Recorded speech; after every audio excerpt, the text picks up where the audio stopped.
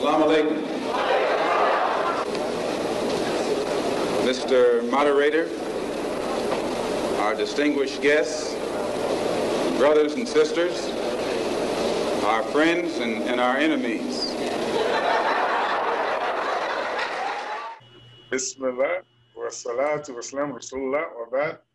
The name of Allah, may the peace and blessings of Allah be upon His last final messenger, Muhammad. As to what follows, family, friends, foes, haters, and hateettes, welcome back to another Convert Profiles of the Features.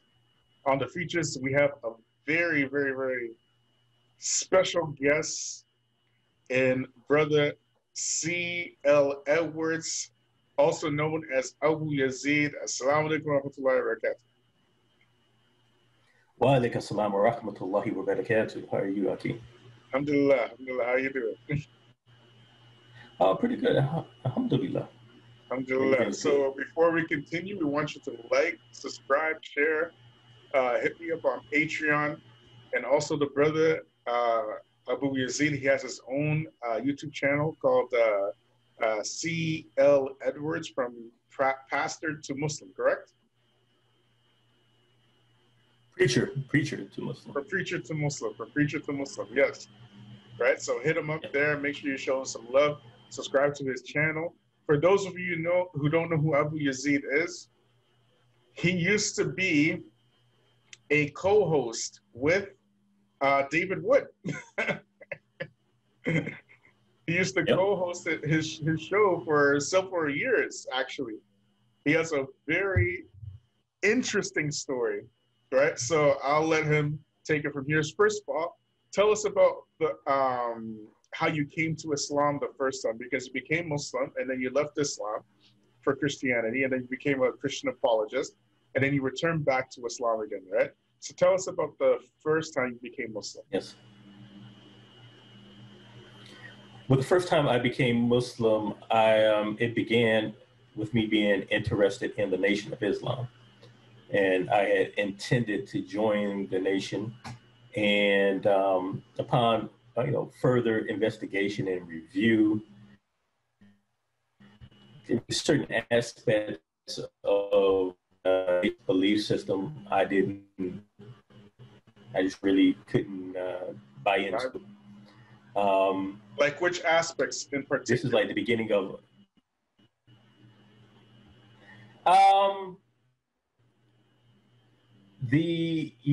at that time.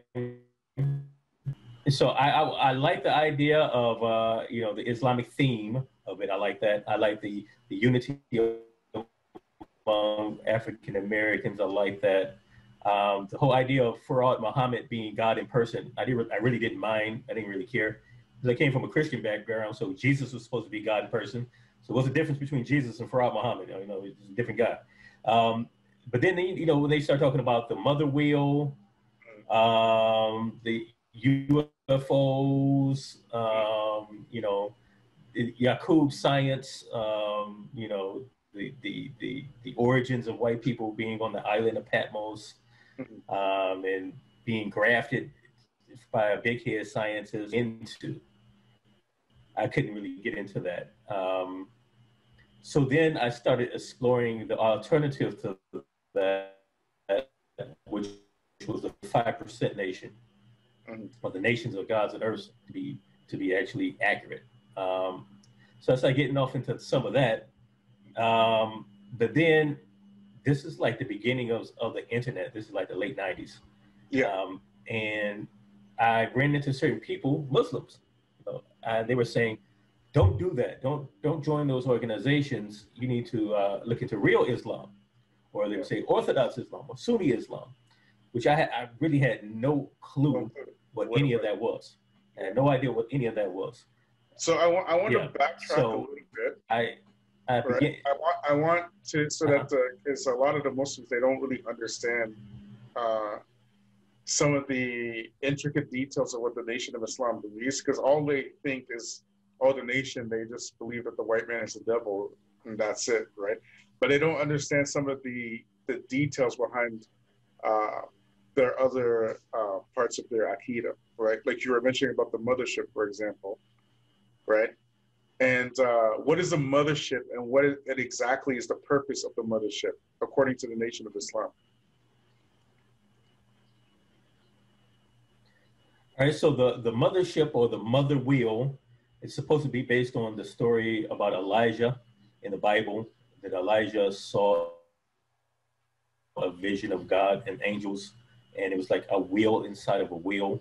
So they extrapolate that and say, well, that's what we call nowadays a UFO. And Elijah in the Bible is kind of like a type, a prefiguring of Elijah Muhammad, of the Nation of Islam.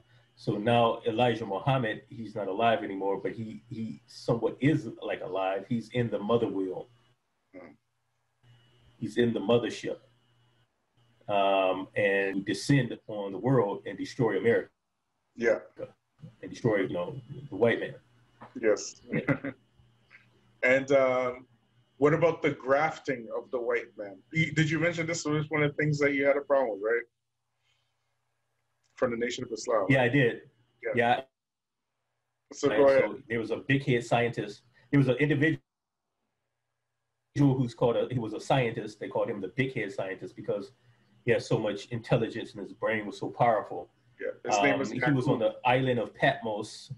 Mm-hmm. Cool. He was on the island of Patmos, which I believe is near Greece.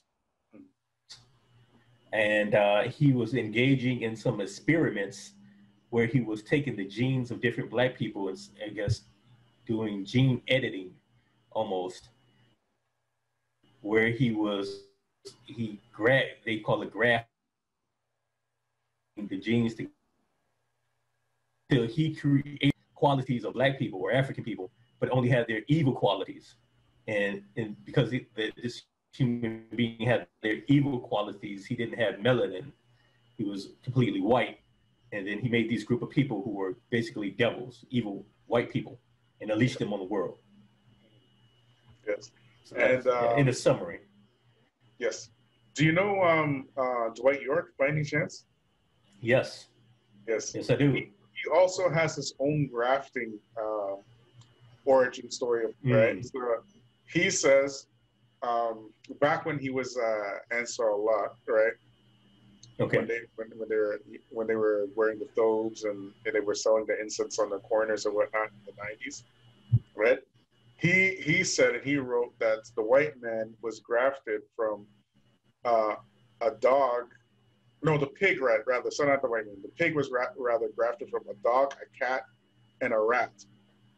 Right? He's talking about how the pigs came into existence. So I believe he is saying the same scientist as Yaqub or whatever.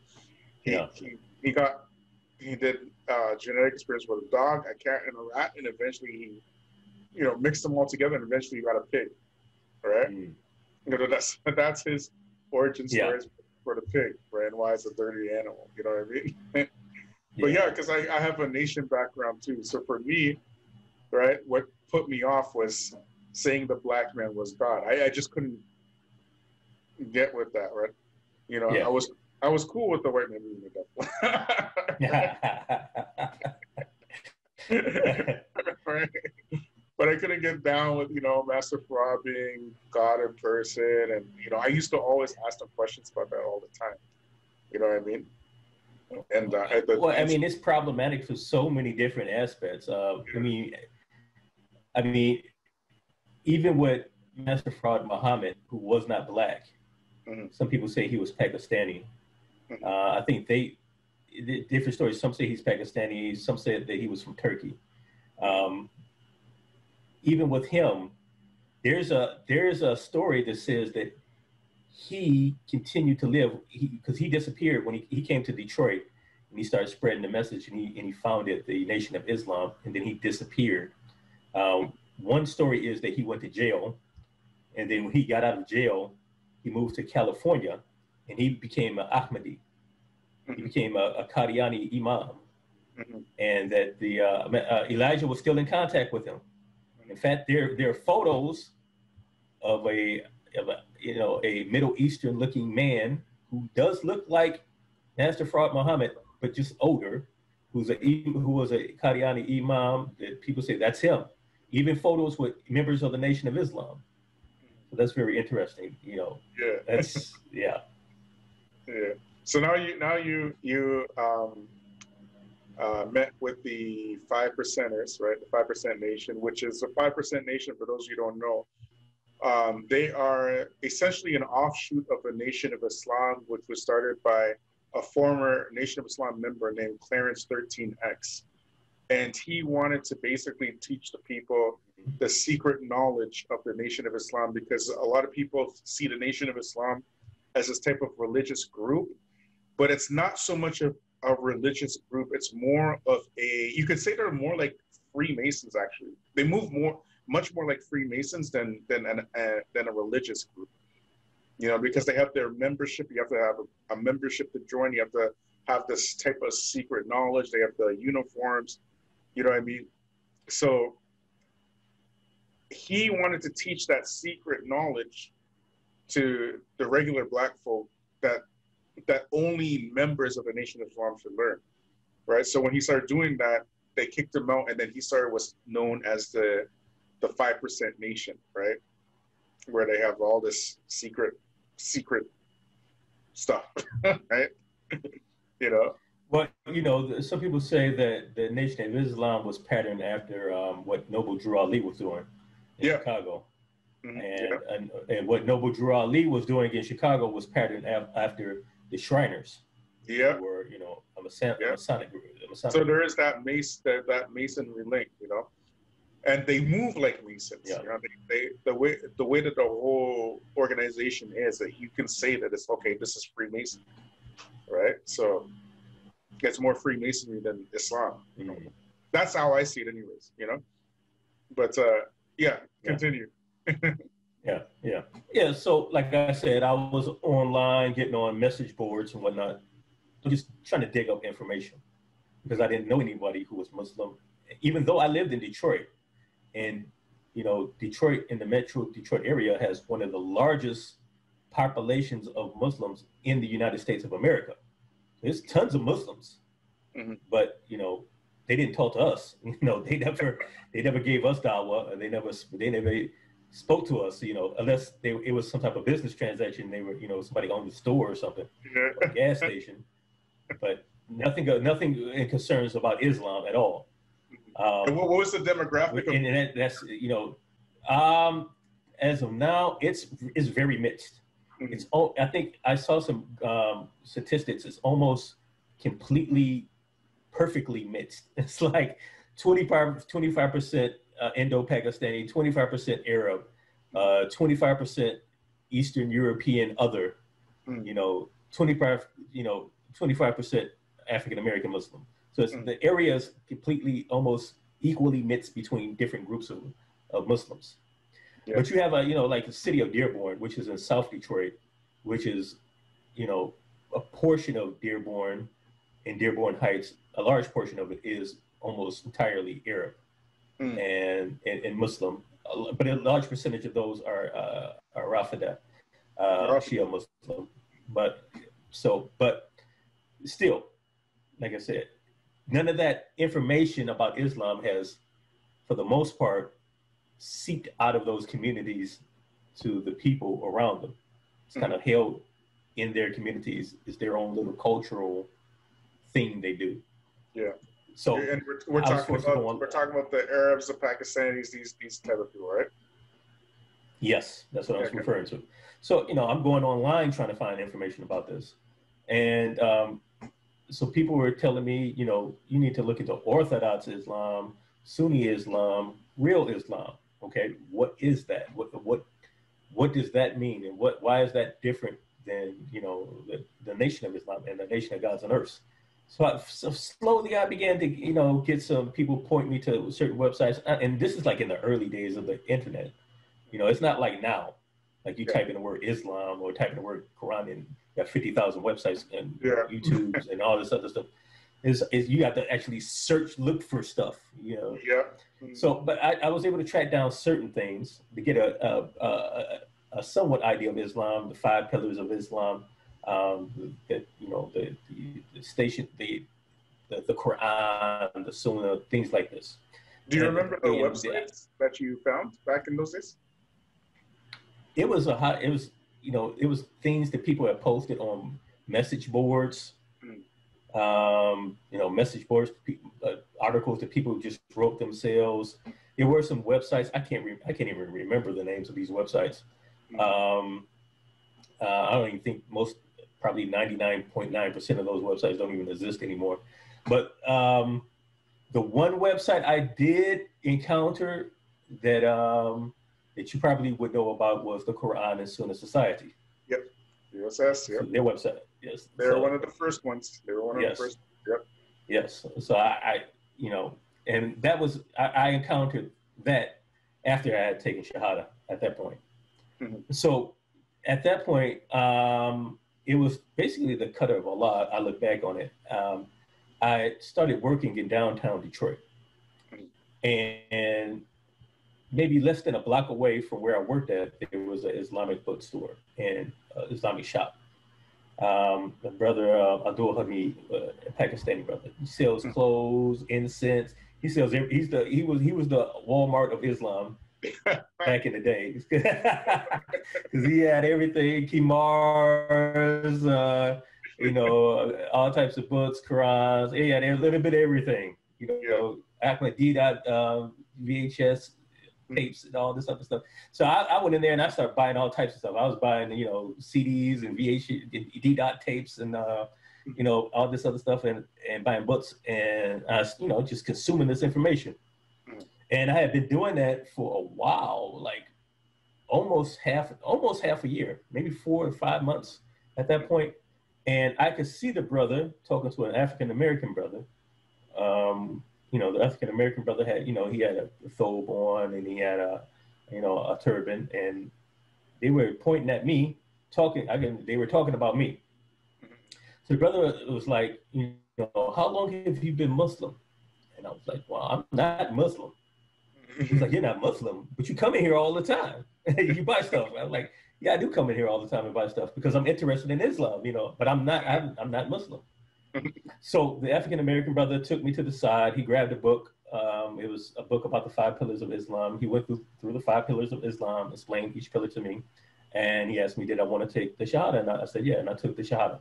And that's how I entered Islam the first time. The brother, you said is an African-American brother, right? Yes. Right. See, yes. So I've never seen him. I've never seen him again. I've never seen him again. He just gave you Shahada. I've never seen him again. I don't know where he's at or what happened to him. I never ran into him again. Never saw him again. Yeah. Even going into the community he was a part of, when I've gone into that community, I've never seen him there. I don't know what happened to him. Yeah. So when you became Muslim, which from the Islamic communities, which one did you join? Were you with Tabligh? Were you with the Salafis? Who were you with? I didn't really join anybody for the first 3 or 4 years. I was kind of bouncing around all over the place. Mm-hmm. So that the brother who gave me Shahada, he was a Tablighi. Mm-hmm. And there was a community of African-American Tablighis in a city called Highland Park. And I went over there and I spoke to their sheikh, and he, we sat and talked for hours. He was explaining the deen and Islam, and at the end of it, he invited me to be a part of their community. He had a niece. He was like, "You can marry my niece." I was like,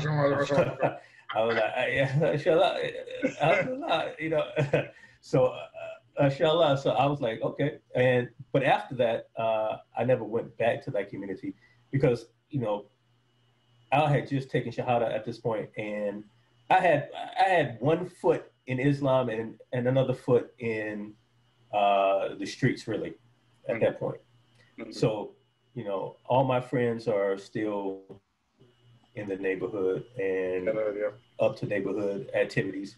So I'm still doing that, but I'm still, reading the Quran and going to Jumu'ah, mm-hmm. like a lot of brothers do. Mm-hmm. Like a lot of brothers there, let's keep it real. It's brothers that sell drugs and then go to Jumu'ah and, take some of the drug money and give it to Seneca. You know, subhanAllah, it happens. So that's a real thing. That is a real thing. Yes. You know? And with Islam, Islam now is coming to, you know, basically heal the social ills in any community, and Black people have a lot of social ills. You know what I mean? Oh yeah. And when you find people online who are disparaging Black people, you know, I don't want to make this about this particular individual, but there's a certain individual who is in the white supremacist circles, and he habitually speaks about Black people, right? Like all the time. And he's got thousands of followers from the Muslims, you know, just basically loving this guy up, right? And he has nothing good to say about Black people. He's Muslim?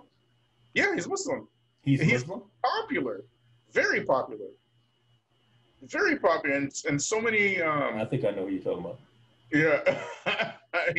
Who do you think it is?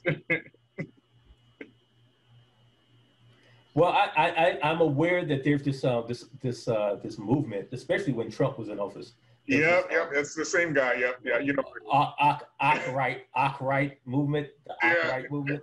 Yeah, I've had encounters with some of those guys. Yeah. I've had encounters with a few of those guys.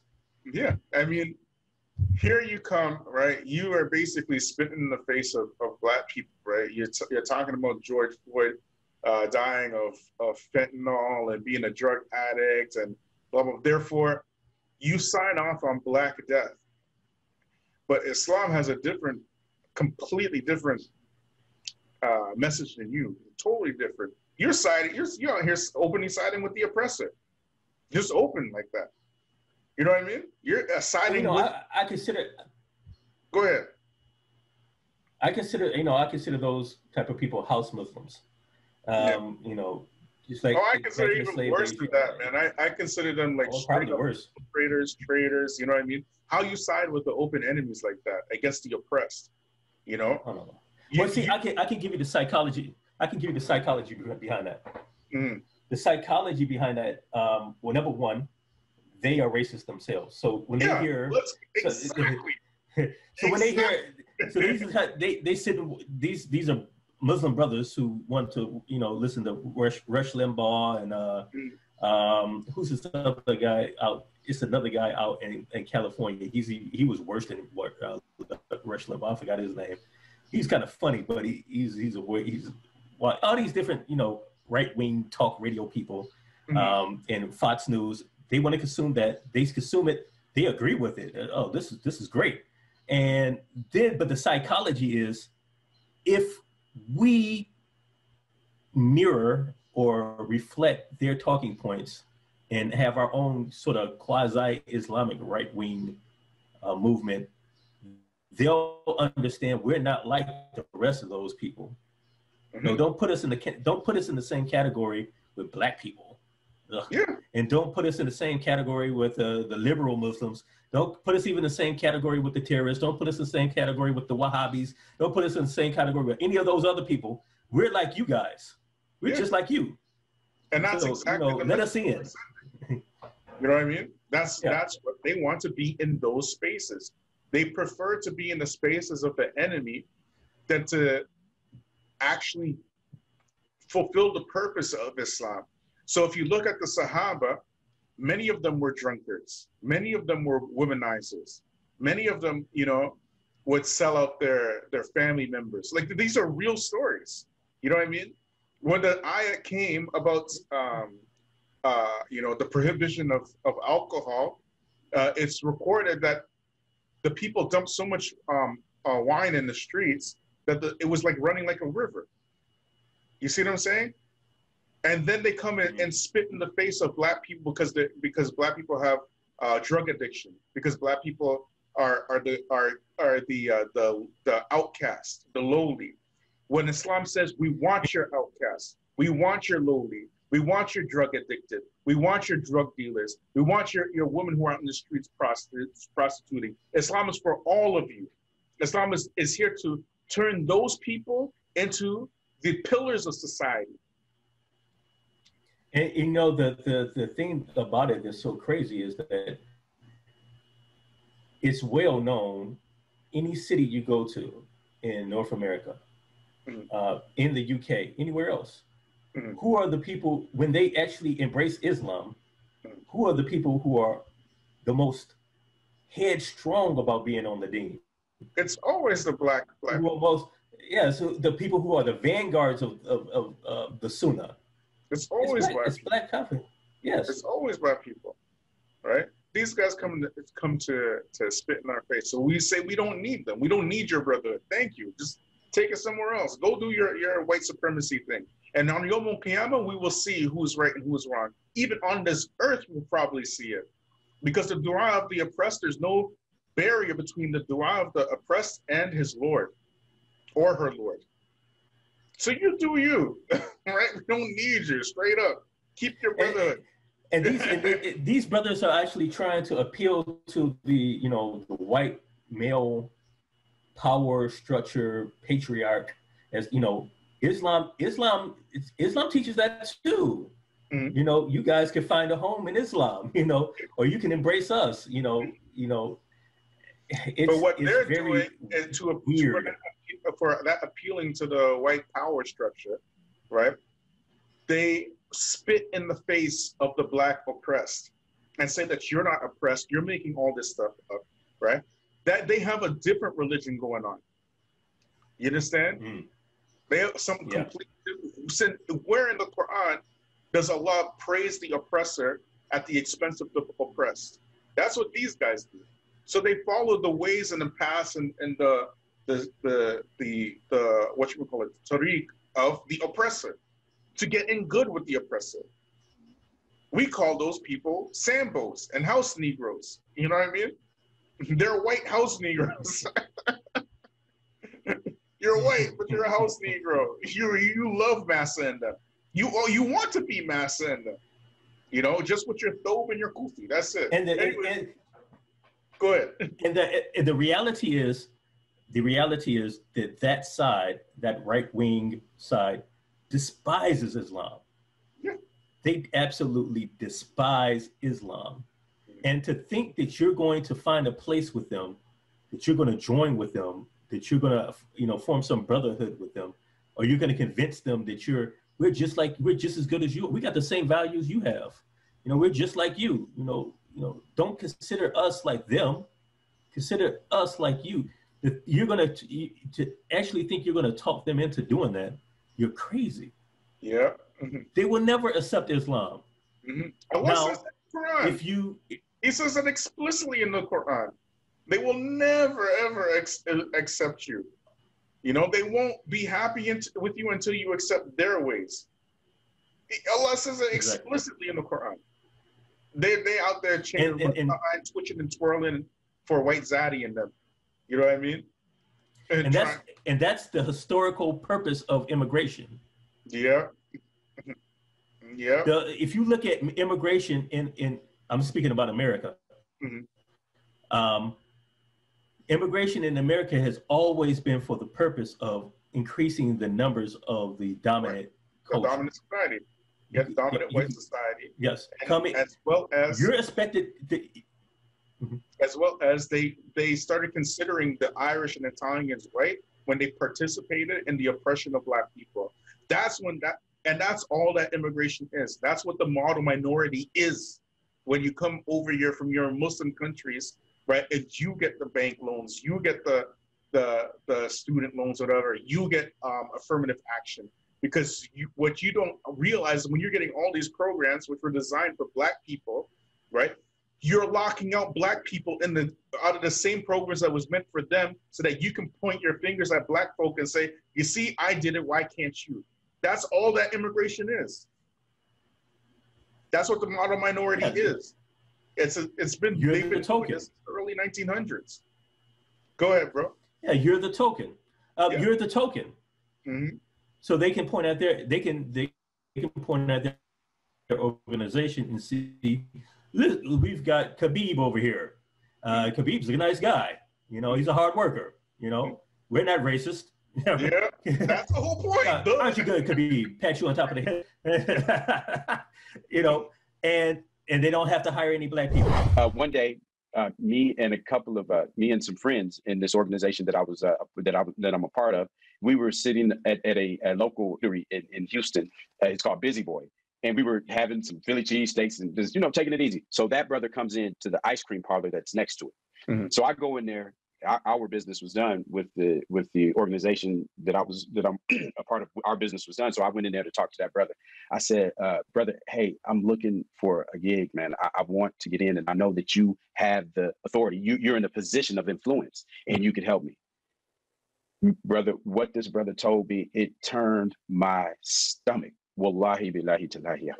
I was upset. But I was sitting up there looking at him as he was telling me these things and trying to justify it. Mm-hmm. And really, I wanted to just, I wanted to just do something really bad. But alhamdulillah, I just sat back and I gave the brother a look of disgust, because this is what the brother said to me. He said, brother, I can't hire you. I said, why not? You're the head of the department. Why can't? He said, because everybody will look at me and say, why did you hire that African American? Mm-hmm. Can you repeat that? He said, he said they will ask him, why did you hire that African American?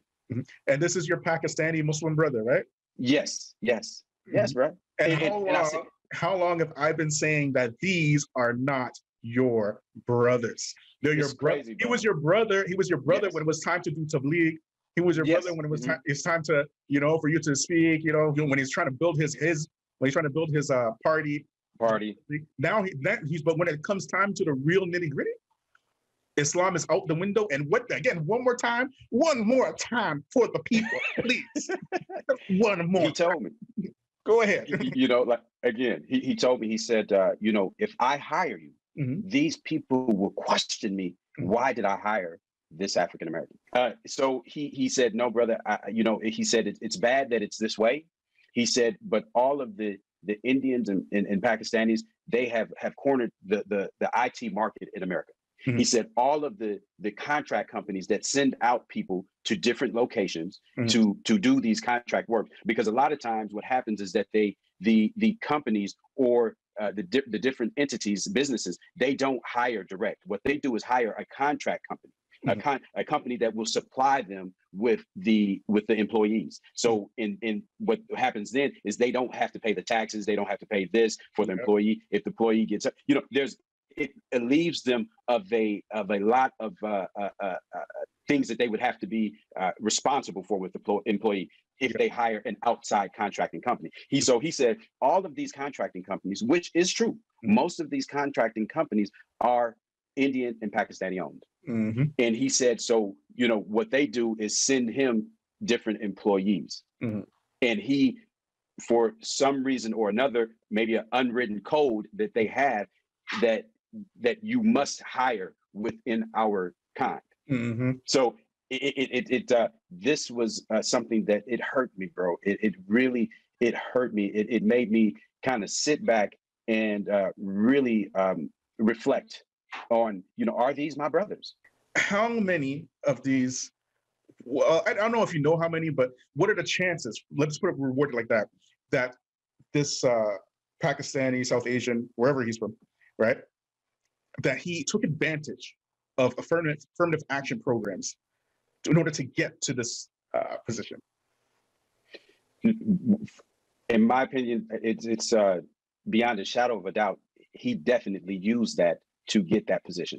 Mm-hmm. That was a part, because there was an initiative in that particular school district, because maybe about 3 or 4 years before, they said that the leadership in this school district, the leadership didn't reflect the population. Yes. The leadership didn't reflect the population of this particular school district. Yes. So because the leadership didn't reflect it, there was a lot of talk and discussion between the school board and the people. And they changed that, and I'm almost positive that he was a recipient because of this. Of affirmative action. Okay.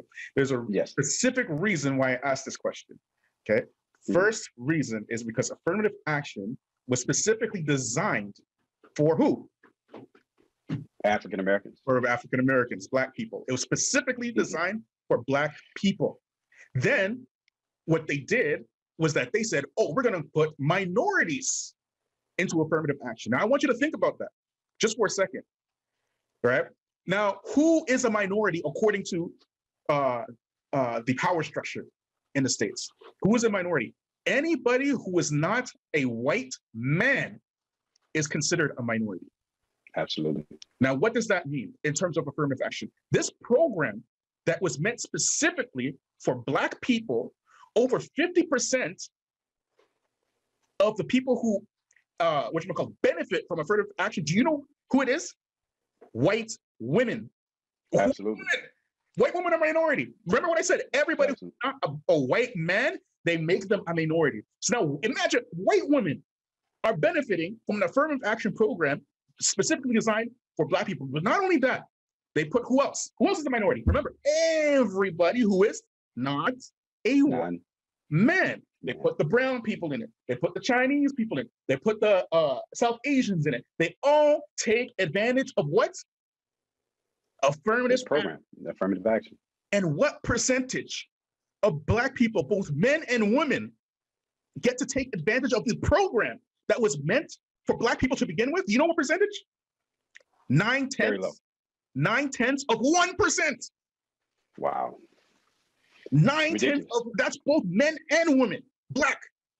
So this program that was designed specifically for Black people, this Pakistani, this Muslim brother of yours takes advantage of that program that was designed specifically for Black people.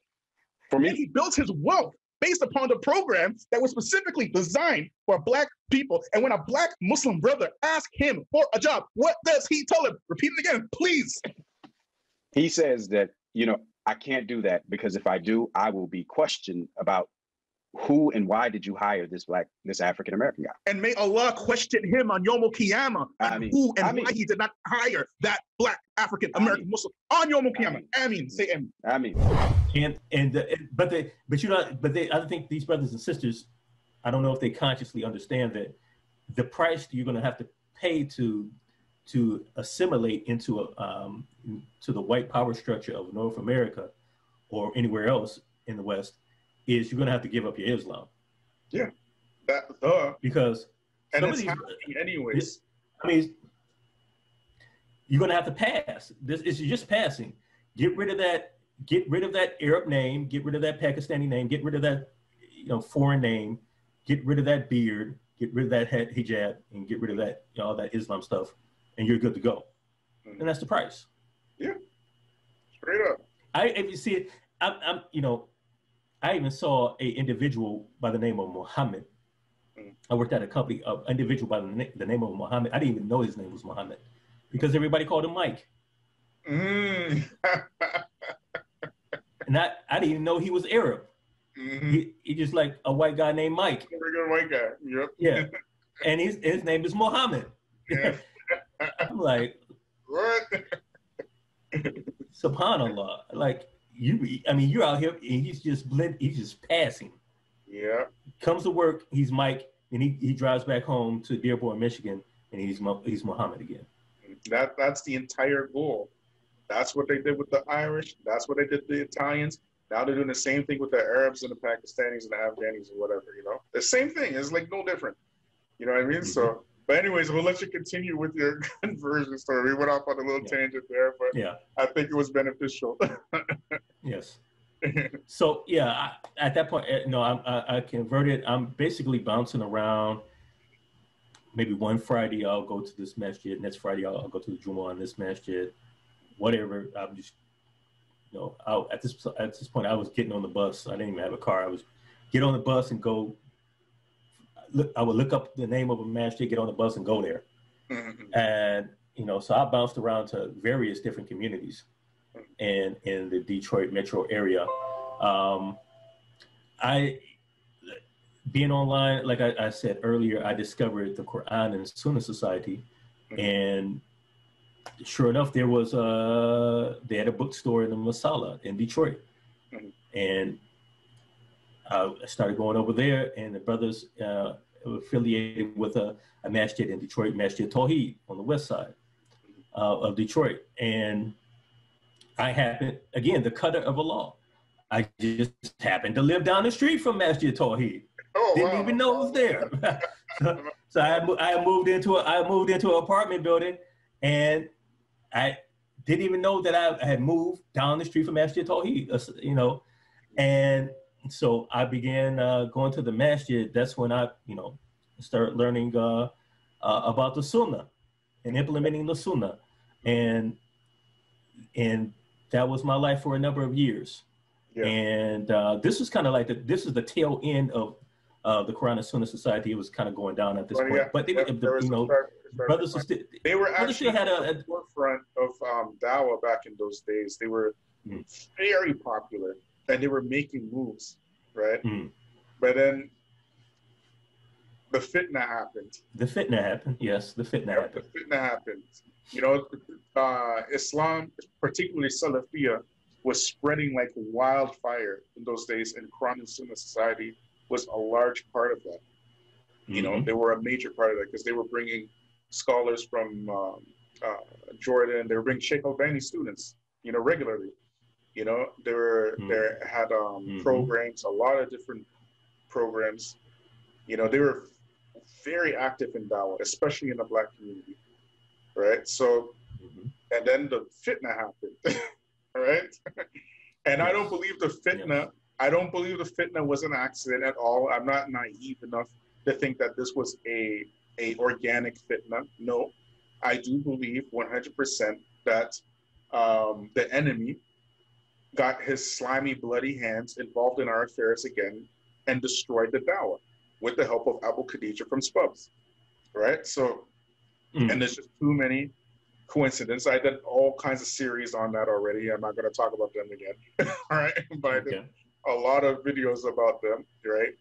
And how you know, treacherous they are, and how they get involved in fraud and all kind of stuff, right? And they just get away with it.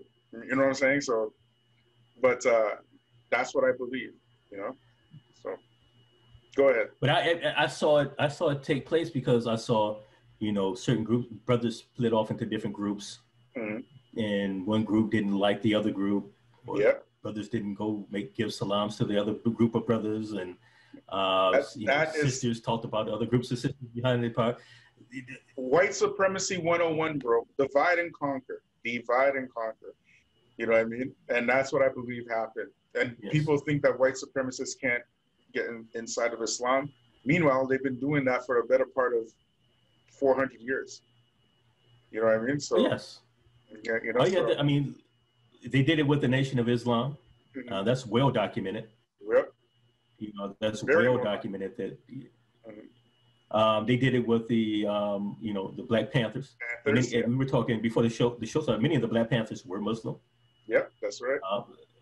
They did it with every single organization that was not under their control, started by them, not headed by those who they appointed or that, you know, were for them. They did the same divide and conquer where they were over and over again. And, right? The whole thing was all the Black grassroots groups, so Black people understand infiltration when we see it. You understand? So, and that's how I see it. I see it as 100% infiltration. No doubt. But with the Salafi Dawah, it was even easier because now you got the internet. Yeah, and remember, it's not like Troy and Spubs in those days, they were the ones who were controlling the internet because it was just them. They were like, it was Spubs, Troy, and then QSS, right? And then some, but nobody else was controlling the Salafi airwaves. It was just those guys. You know what I'm saying? And and so Spubs, they're the ones who were saying the ulama are with us and blah blah blah blah, and they were putting out these tazkiyat from Muhammad Berkhali and Ubayd al-Jabri, and the ulama are with us, and we don't know Arabic. We're thinking, oh, the ulama are with them. You know what I'm saying? That's what we're thinking. Meanwhile, it's gangland happening in Salafi, and they just totally destroyed the dawah. Like, dismantled it. You know, just dismantled it. And no, nobody even talks about them. They're like nothing now. You see what I'm saying? The job is complete. It's finished. You know what I'm saying? But anyway, QSS. Go ahead. Sorry. Yeah, I mean, you know, for me, you know, that stuff has, you know, deep meaning because, you know, my father took Shahada at a QSS conference. Oh, wow. You know, wow. You know, subhanAllah. So that has meaning. That had meaning for me. Yeah. That it affected it. I was able to transform. You talk about, you know, getting rid of the harms. I was able, when I connected with those brothers, I was able to transform my life by the permission of Allah subhanahu wa ta'ala. And what were you doing before that, before you connected with those brothers? Yeah, you know, before that, I'm, you know, drinking, smoking weed, going to the club, selling weed, doing petty robberies, hanging out with drug dealers, hanging out with gang members, everything that everybody else, other youth in my area were doing. So I was able to give all that up, and just everything. Life literally became going to the masjid, Quran and Sunnah. MashaAllah. How can we, Akeem, what Sunnah did you learn about? Tell me a hadith that you found with a Sunnah, so I can implement it, and I'll tell you one about that I found. That became life. You were sharing the Sunnah, you know what I mean, and it was building your iman, you know what I mean. That's how it was back then. Exactly. Before the fitna. That's exactly. Yes. And, you know, so for me, there was a deep emotional attachment to the dawah. This is how I changed my life. And, you know, and I was on this quest to find the truth. Because one of my handles that I still use on the internet is Seeker248. So I was seeking for the truth. Like, what is the truth? It's 1,000 different religions, 1,000 different theories, conspiracy theories. Everybody claims they have the truth. What is the truth? So I found the truth in this. So, you know, then when the fitna really started kicking in, and like I said, I see, you know, brothers that I knew that wouldn't speak to each other or were saying things about each other.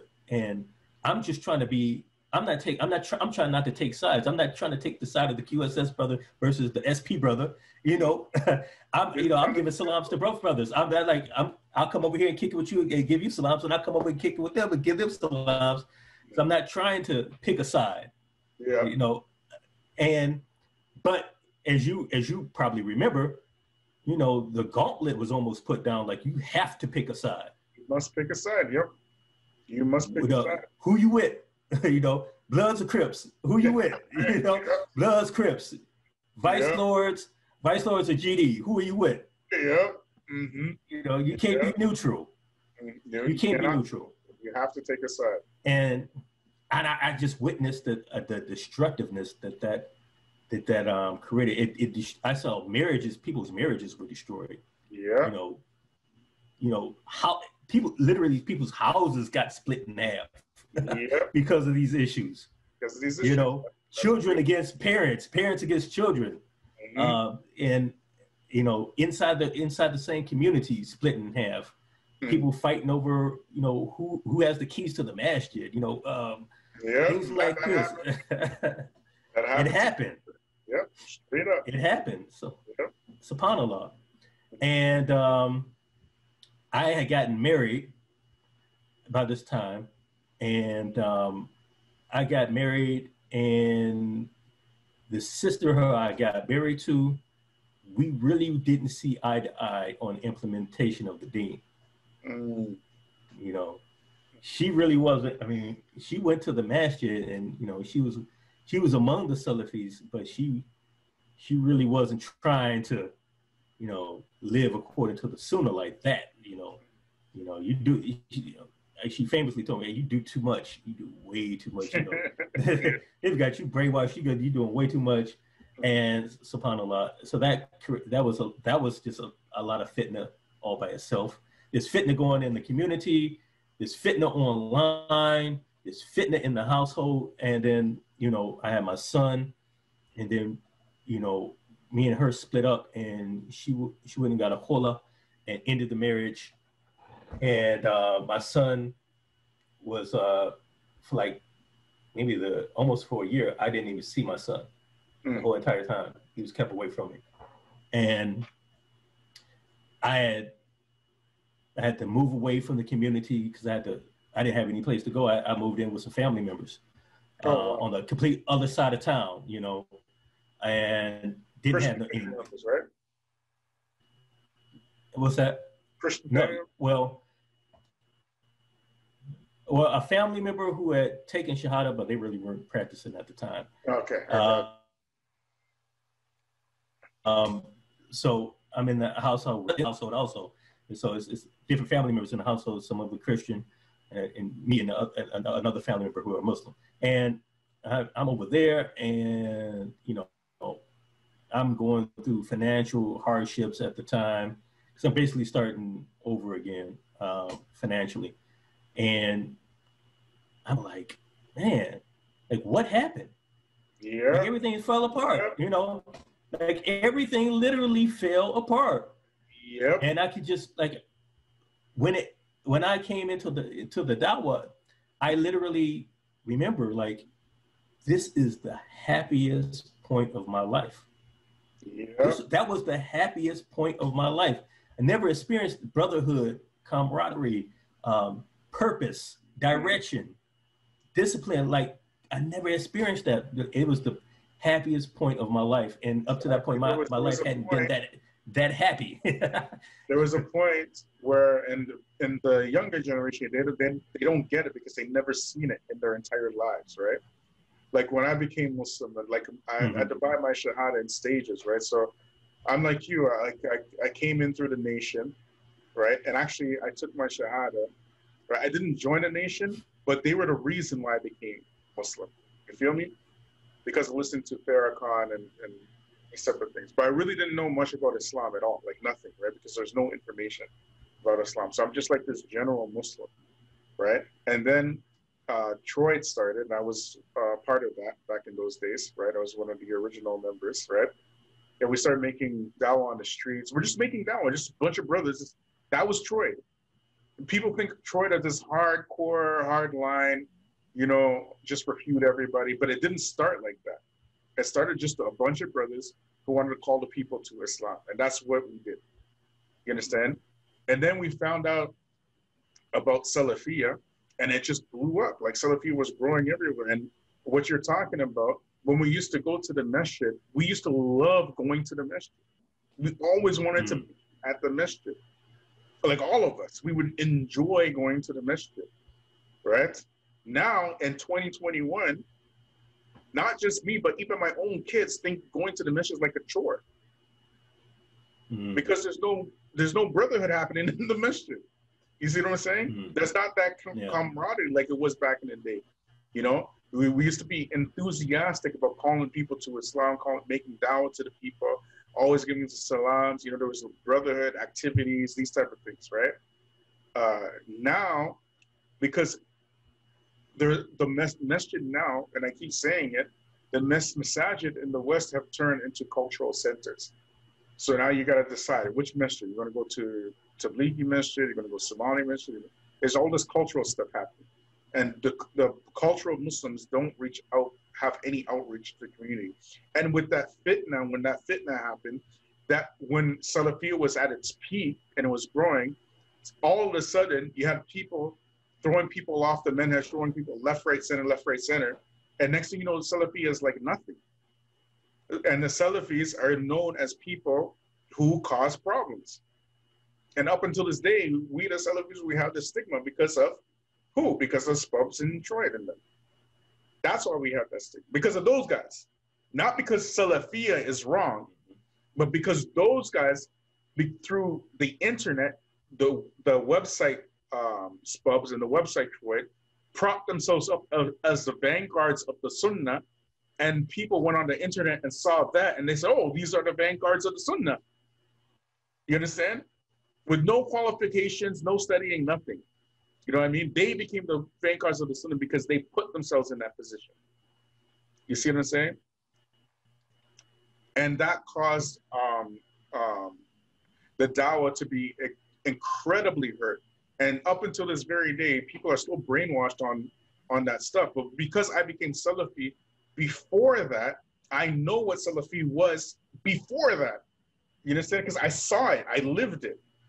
You understand? And I lived through the fitna, and I saw the fitna, and I have something to compare it to. I have whatchamacallit, the Salafi playbook before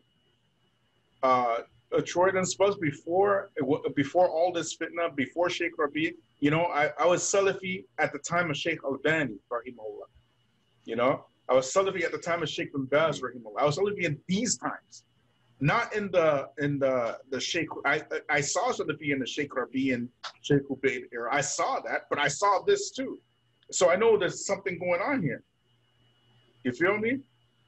So what you're saying about the camaraderie and the brotherhood, this existed. This was a real thing. So this is a proof that yes, Islam is true. Yes, Islam is real. Yes, Salafiyya is the haq. And if you want it, you are the ones who have to stand up for it. You are the ones who have to really want it and stand up for the truth, because there's always going to be somebody trying to separate you from the truth, and they will come wearing a thobe, wearing a beard, wearing an abaya. That's why they will come to you, because that's how Shaitan works. He comes to you in a form that you're familiar with, not in the form that you're not familiar with. You see, you feel me? So I can vouch for everything you're saying right now. I'm feeling it, because I'm going back to those days, right? I'm like, yeah, I was Salafi before all this, right? We didn't have this at that time. Why we got it now?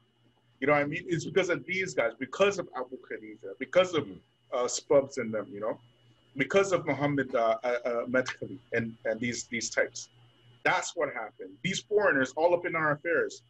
Before you came in our affairs, we didn't have any problems. Now you came in our affairs, you prop yourself up forward, run into Muhammad Madkhali or Sheikh Rabi to get fatwa against other Muslims on a weekly basis. Got people afraid of you, afraid of a PDF, afraid of a rad, a refutation. You know what I mean? People walking on eggshells because of you guys. And you destroyed families, communities, masajid, you know? All the good that was done, you destroyed it. You're responsible for it. So it comes to a point where, you know, what is the individual going to do now? Do you really want this Islam? Do you really want this Sunnah? Or are you going to let somebody else at any time come and mess it up for you? It's like a test from Allah, you know what I mean? So, but anyway, sorry for that rant, bro. Very much so. Go ahead, man. But very much so. It was a test from Allah. Like I said, for me, you know, my whole entire life was built upon that. So for that to start falling apart and to crumble, that was like, you know, for me, that was like a family member getting diagnosed with AIDS. You know, that's like, you know, seeing your parents in the hospital, you know, on life support. Yeah. It's like, this is what my whole entire life is built on. This is my whole entire life is built upon this, and now it's crumbling and falling apart. And you know, especially like you said, since it was changing lives, particularly in the Black community. Like you said, you know, this was a normal thing. When people who were in the streets drinking alcohol, selling drugs, doing drugs, whatever, going partying, whatever, and then they come to the Salafis and they're changing their lives, and which was the norm back then. And then it just stopped. That part of Islam just stopped to favor refutations. So as long as you are not Ahlul Bid'ah, you can still smoke your weed, you can still have your, and this is exactly what happened. You know what I mean? Because you're not Ahlul Bid'ah. Because it's worse, as one of these Salaf, I believe, Fadayla ibn Iyad, he said, you know, I'd rather see my son come out of the house of a brothel than come out the house of Ahlul Bid'ah. And you take that 1,300-year-old statement and apply it to Black people who are not used to monogamous relationships, who are not used to seeing communities without drugs and alcohol and violence, who are not used to stability, you're going to take that athar and give it to Black people who are living in a hellish condition and say, you see, it's okay. It's okay for you to smoke weed, just don't be Ahlul Bidah. And that's just like Christianity. It's just like Christianity, and that's exactly what's happening. Exactly what's happening. Just like Christianity. That's why in Philly, right, I saw a video the other day of this video clip. A brother took his camera phone to the graveyard in Philly. Pure, fresh graves. Fresh graves of Muslims killing each other. It's just fresh graves, all just recently dug. It's like, what's happening in our communities? That's what's happening in your communities. It's cool to be violent because you're not Ahlul Bidah. The following clip contains bad language. Viewer discretion is advised. That's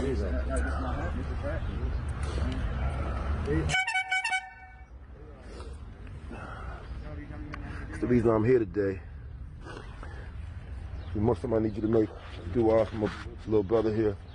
But this is Philly, man. What y'all got going on here, man? Like, this shit is sickening, man. Like, y'all changing lives, man, like, for generations.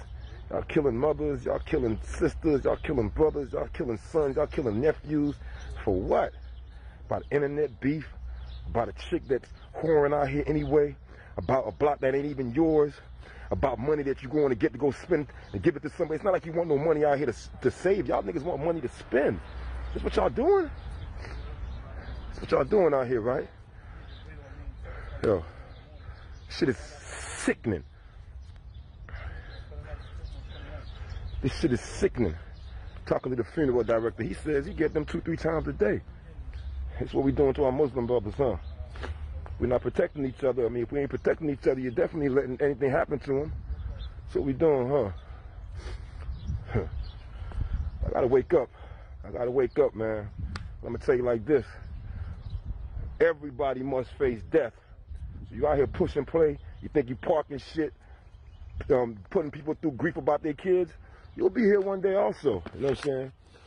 Just know, when the law asks you about your deeds, your good deeds, that's what to get you to Jannah in paradise. Anything else, be done with. I gotta do better, man. I gotta do a whole lot more better, man. This is sickening. I hate to say that I'm even from Philly, like, you know what I'm saying? Not that it's better anywhere else in any other country or any other state, but I can only worry about where I'm at right now, you know what I'm saying? Make a change one block at a time, one house at a time, one block at a time. This is crazy. All fresh graves, bro. Look at this shit.